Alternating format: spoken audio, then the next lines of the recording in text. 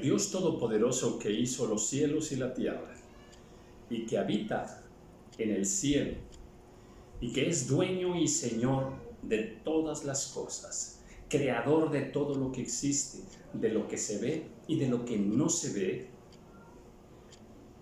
existe, es real, es verdadero, el único Dios verdadero. Y de Él hablamos en estos estudios. Él es nuestro Padre, creador de todos los seres humanos, de todos los tiempos, desde Adán hasta el tiempo presente.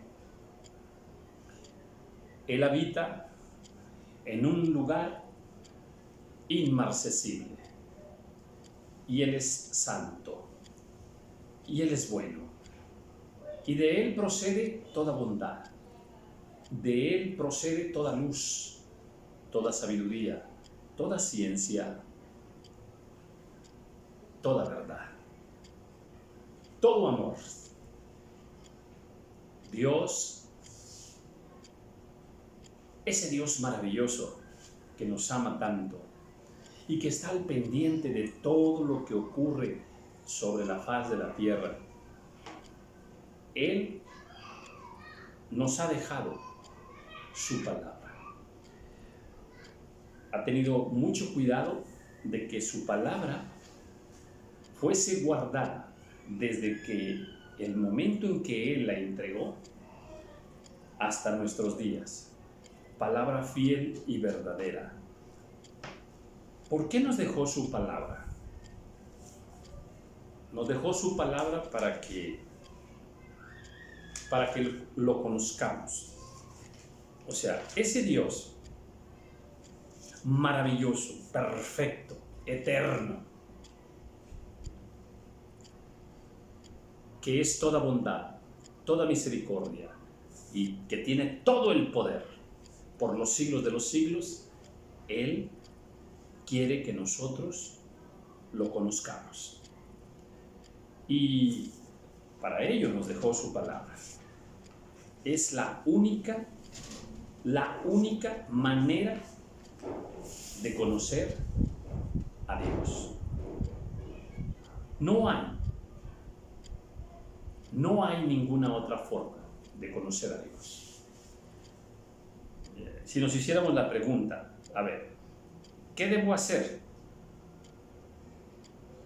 si quiero conocer a Dios? Bueno, pues a Dios no se le conoce solo con tener oración. No. A Dios no se le conoce a través de la alabanza, cantarle y cantarle y cantarle y lo voy a conocer. Pues no. A Dios no se le conoce, cerrando la Biblia y empezando a meditar, imaginarnos cómo será Dios. Bueno, yo pienso que a Dios no se le conoce a través de un análisis humano, de un razonamiento humano. A Dios no se le conoce de esa manera. No se le conoce por ser muy inteligente. Como yo soy muy, muy inteligente, como por ejemplo en todas las ciencias humanas, filosofía y todo lo demás, todas las ciencias humanas, y voy a estudiar todos los libros que han hecho los hombres y todos los libros que los hombres han hecho para hablar de Dios, pero sin el respaldo bíblico. El día de ayer escuchaba a una mujer dar muchas enseñanzas, pero ninguna de ellas tenía sustento bíblico. Dio como 15 o 20 expresiones acerca de cómo es Dios y lo que Él quiere, pero ninguna de ellas, lamentablemente, tenía un sustento bíblico. Hablar de Dios, bueno, pues todos podemos hablar de Dios. Cualquier persona puede hablar de Dios, con algún sentido que tenga acerca de Dios. Otros hablan en contra de Dios, que Dios no existe y tal, ¿verdad? Bueno, todos tenemos el derecho lícito de hablar de Dios. Pero también seremos responsables delante de Dios de todo lo que nosotros digamos, de todo lo que nosotros enseñemos. Somos responsables delante del Señor. Yo quiero conocer a Dios. Bueno, ¿qué hay que hacer? Bueno, pues ve mucho a la iglesia. Ve a la iglesia, ve a la iglesia, ve a la iglesia y vas a conocer a Dios. No, en ninguna manera. A Dios no se le conoce por ir a la iglesia. La única manera que nosotros tenemos de conocer a Dios es a través de su palabra. Ahora, tenemos la palabra, tenemos la Biblia. Hay millones y millones y millones de Biblias en todo el mundo. Ahora, leer la Biblia, atención con lo que voy a decir. Leer la Biblia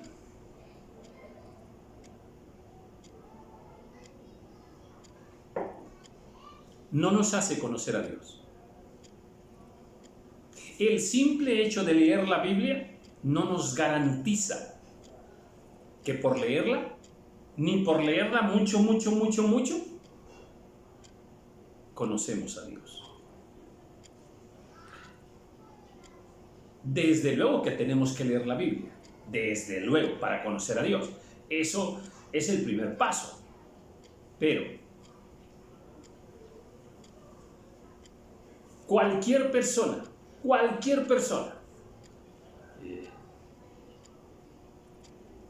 que crea que por el solo hecho de leer la Biblia va a conocer a Dios, no es suficiente. No es suficiente. Entonces, ¿cómo se conoce a Dios? Bueno, la palabra del Señor nos enseña que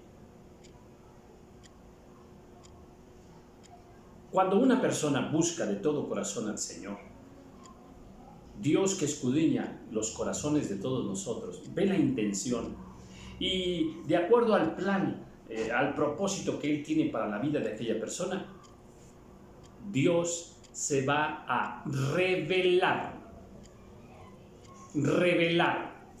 a aquella persona. Y cuando Dios se revela, se manifiesta, se presenta, se descubre, quita el velo, entonces aquella persona, por revelación, puede conocer a Dios. Entonces, Dios sabe a quién y en qué medida se revela a alguna persona. Pablo le dicen que cómo conoce al Señor. Dice, pues yo no lo conocí por hombre alguno, sino por revelación de Jesucristo. Por revelación de Jesucristo. Y el Señor Jesús dice, nadie conoce al Padre sino el Hijo. Y aquel a quien el Hijo lo quiera revelar. Entonces, para conocer y para entender a Dios, necesitamos pedirle, suplicarle,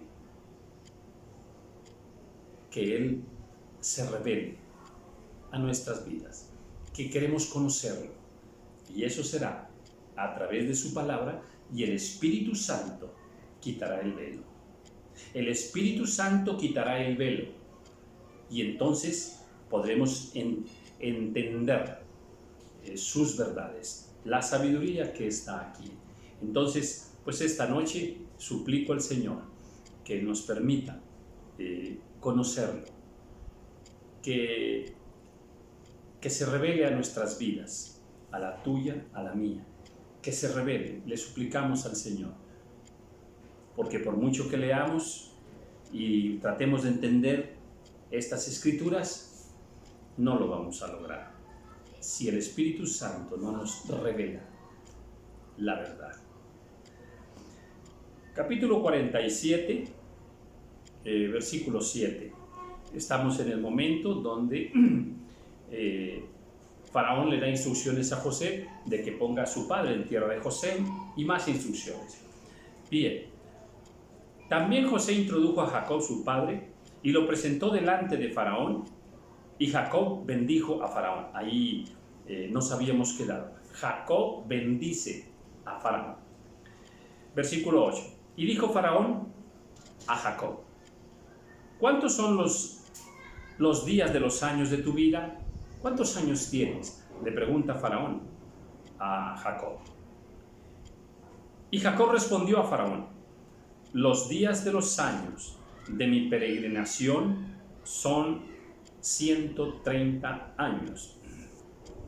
Este es un dato importante, 130 años. Dios irá toda la genealogía de los años, desde Adán hasta Jesucristo. Está perfectamente muy clara, muy definida la línea del tiempo de los pueblos y de las personas.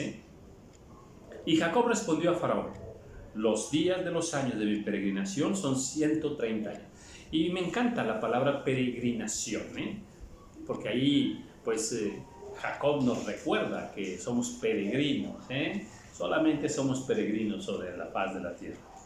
Dice: pocos y malos han sido los días de los años de mi vida, y no han llegado a los días de los años de la vida de mis padres en los días de su peregrinación. Dice: yo tengo pocos años, mis padres vivieron muchos más.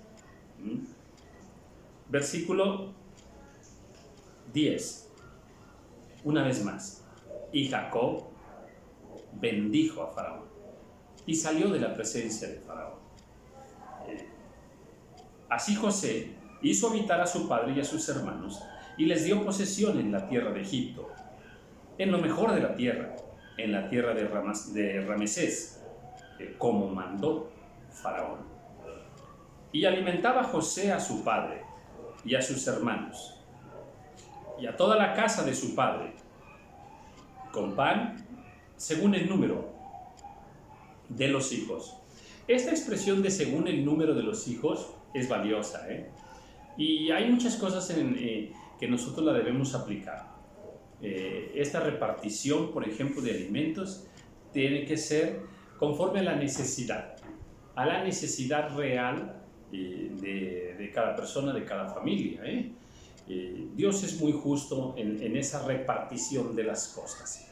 Por acá en el Nuevo Testamento habla de que se debe compartir, pero de tal manera que, pues, digamos que no que unos tengan más y otros tuvieran menos, o que a algunos les faltare. Dios es muy justo aún en la repartición de las cosas. Y aquí vemos que pues José está aplicando ese principio. Entonces, dice que según el número de los hijos, en esa repartición algunos deberán tener un poco más y otros un poco menos. Y en eso no se es injusto, sino estás aplicando la justicia de Dios. No había pan en toda la tierra y el hambre era muy grave, por lo que desfalleció de hambre la tierra de Egipto y la tierra de Canaán. Y recogió José todo el dinero que había en la tierra de Egipto y en la tierra de Canaán por los alimentos que de él compraban. Y metió José el dinero en casa de Faraón. Bueno, ya vemos aquí el recurso del dinero. Un gran negociador, un gran administrador. Administró los alimentos sabiamente, administró los trabajos desde antes, desde que le dieron el puesto de gobernador. Lo administró en graneros, ¿verdad? La administración de todo lo que se cultivaba y cómo guardarlo. Y finalmente, bueno, lo hizo muy bien, de tal manera que no faltó. Dice: y metió José el dinero en casa de Faraón. A ver, José manejaba mucho dinero. Pero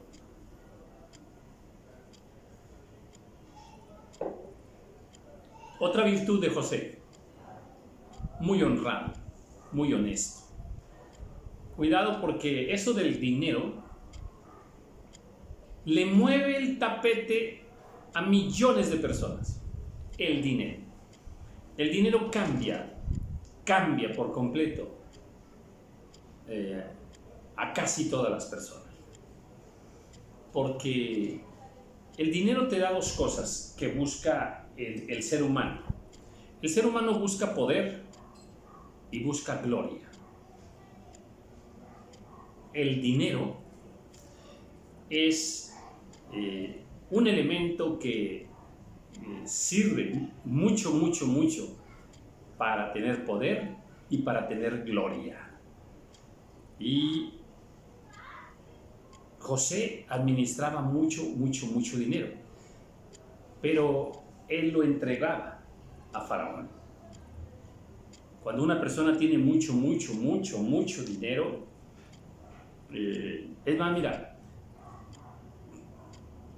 muchísimos versículos de la palabra del Señor donde se habla de la riqueza y donde se habla del dinero nos advierten de los grandísimos peligros que hay a través del dinero, a través de la riqueza. Muchos, demasiados. Yo pudiera decir que cuando menos la Biblia nos habla como de unos 30 peligros diferentes, desde la soberbia, la altivez, la prepotencia misma, la codicia. Bueno, nos habla tremendamente acerca del dinero. Qué bueno que José es muy limpio en estas cosas, muy honesto. Pablo también fue muy cuidadoso en la administración de las dádivas y de las limosnas, ofrendas que le iban a dar. Él se cuidaba mucho de eso. Cuidémonos nosotros acerca de eso del dinero, eso del sexo. Dinero y sexo. Ay. ¿Cómo? ¿Cuántos han caído a través del sexo y a través del dinero? Y qué lindo José, que dominaba el sexo y dominaba el dinero. ¿Cómo es que dominaba el sexo? Pues sí, la mujer de Potifar le pidió sexo. Y el sexo no lo controló a José. Él dominó esa tentación del sexo. Y aquí vemos que domina también la tentación del dinero. Muy bien.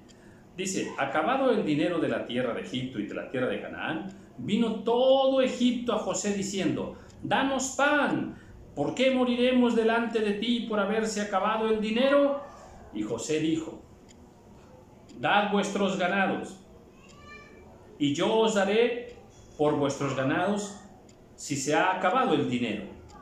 Y ellos trajeron sus ganados a José, y José les dio alimentos por caballos, y por el ganado de las ovejas, y por el ganado de las vacas, y por asnos, y les sustentó de pan por todos sus ganados aquel año. Gran negociador. José se está apoderando de todo, pero en buena lid. O sea, él no está siendo injusto, él no está pecando, él no está abusando, ¿verdad?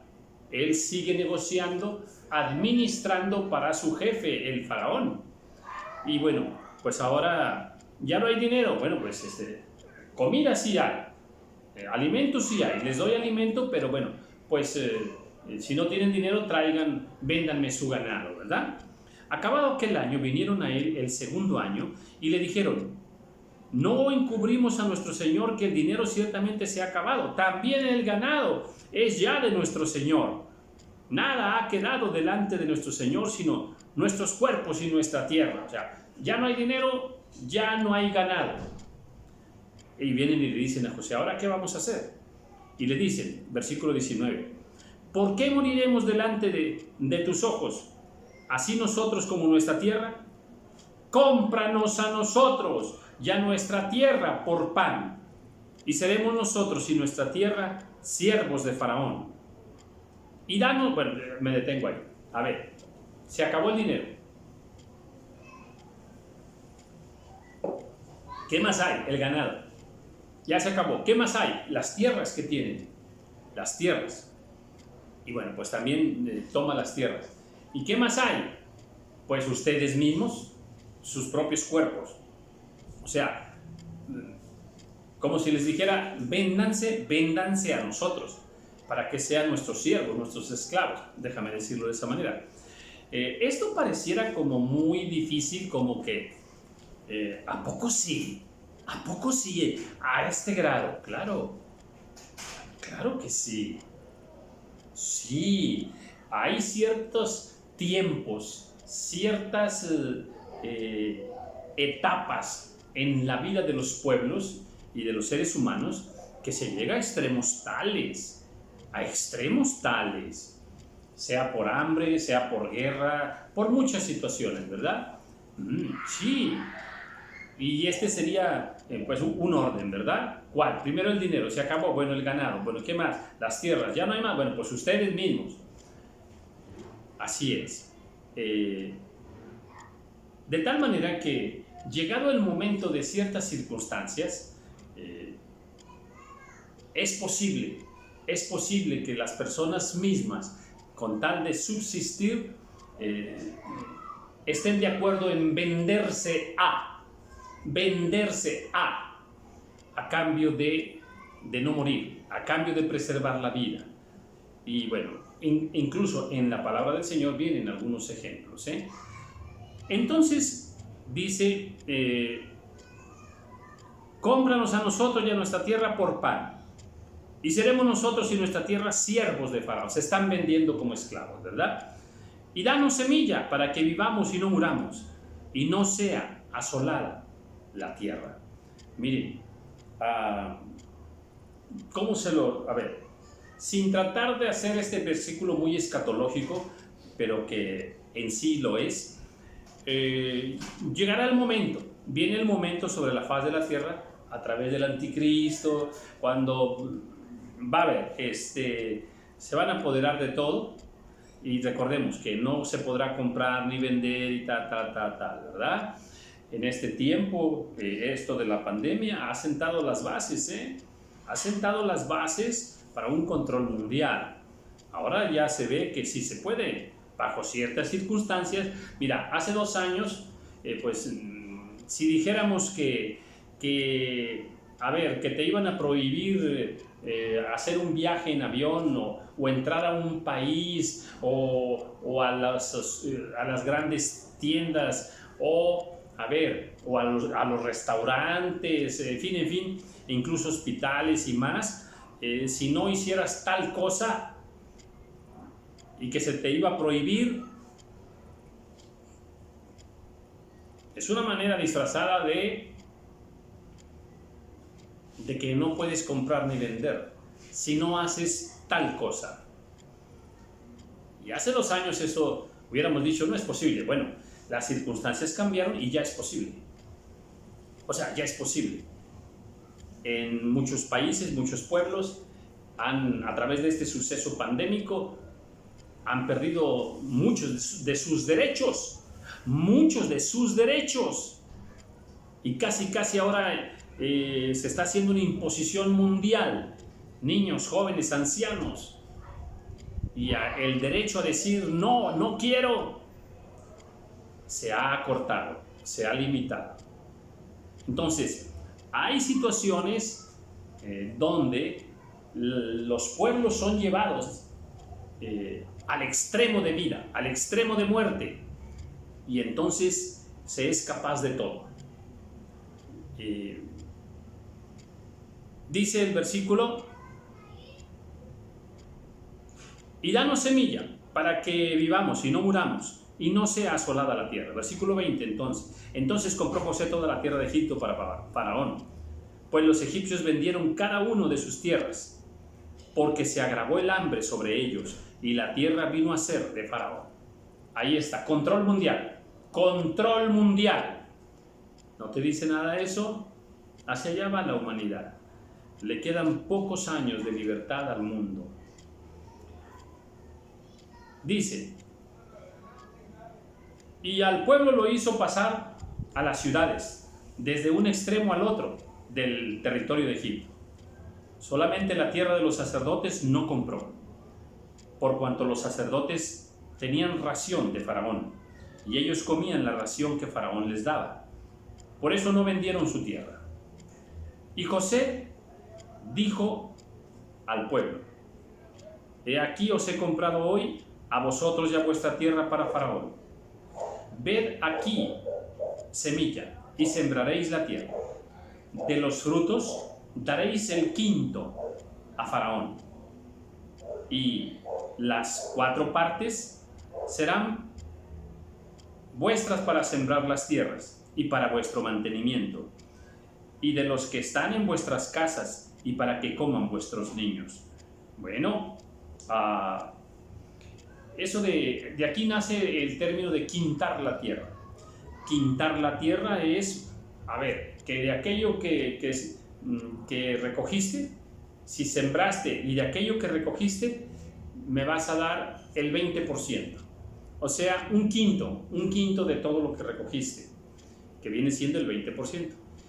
Las otras 4 partes son para ti, para que siembres y para que vivas. Bueno, pues es un impuesto, es una ganancia que obtiene ahí, en términos de negocios, una quinta parte, ¿verdad? O sea, el 20% es lo que se les está cobrando por vivir, por trabajar.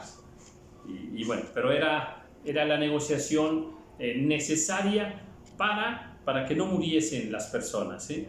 Y ellos respondieron: la vida nos has dado, hallemos gracia en ojos de nuestro Señor y seamos siervos de Faraón. Mira, fíjate, les pareció muy bien. También que dijeron: la vida nos has dado, o sea, nos has devuelto la vida.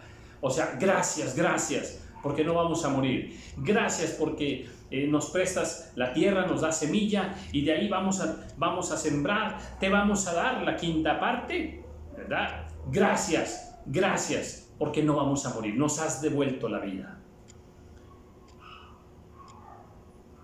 Qué interesante, ¿verdad? Haciéndolos esclavos y ellos agradecen que les dé la vida. Haciéndolos esclavos y ellos agradecen que les dé la vida. Es interesante, ¿eh? ¿De qué manera va a ser la trama mundial del anticristo para irse apoderando de todo el planeta, para irse apoderando de todas las naciones y tener el control económico de todo el planeta y el control político de todo el planeta y el control religioso de todo el planeta Tierra? ¿De qué manera lo va a hacer? De tal manera que la gente lo va a admirar y va a estar agradecida de que les dé la vida, aún siendo esclavos. Lo que realmente está haciendo es engañarlos y tomarlos por esclavos. Así será también. Así como Faraón, así será cuando venga el anticristo. Versículo 26. Entonces José lo puso por ley hasta hoy sobre la tierra de Egipto, señalando para Faraón el quinto, excepto solo la tierra de los sacerdotes que no fue de Faraón. Así habitó Israel en la tierra de Egipto, en la tierra de José, y tomaron posesión de ella y se aumentaron y se multiplicaron en gran manera. Y volvió Jacob en la tierra de Egipto, y vivió Jacob en la tierra de Egipto 17 años. Jacob muere de 147 años, ¿ok? De 147. Llega de 130. Vive 17 años allí, hospedado en Egipto. Ahora aquí, quiero comentar sobre esto. Dice que empezaron a vivir allí en Egipto y dice: y se aumentaron y se multiplicaron en gran manera. En gran manera. ¿De qué estamos hablando? De que tenían muchos hijos. De que tuvieron muchos hijos. Muchos hijos, pero muchos hijos. En ello estaba el plan perfecto de Dios. Plan perfecto de Dios. Y en el tiempo presente, atención con lo que voy a enseñar, en el tiempo presente, el plan de Satanás es al contrario. Es al contrario. Voy de nuevo. ¿Quién habita en Egipto aquí? El pueblo de Dios. Jacob y todo su pueblo. Están en Egipto. Son los hijos de Dios. Bien. ¿Quién es la iglesia en este tiempo? Los hijos de Dios. ¿Dónde habitamos? En el Egipto, que es el mundo. ¿Cuál era el plan de Dios en cuanto a nacimientos para con Jacob allí en Egipto? Que tuvieran muchos hijos. Y a través de esa estrategia, después el pueblo de Dios vence a Egipto. Pues actualmente el diablo ha engañado al pueblo de Dios en el tiempo presente y les ha hecho creer que lo mejor es tener pocos hijos, poquitos, no muchos, uno, cuando mucho 2.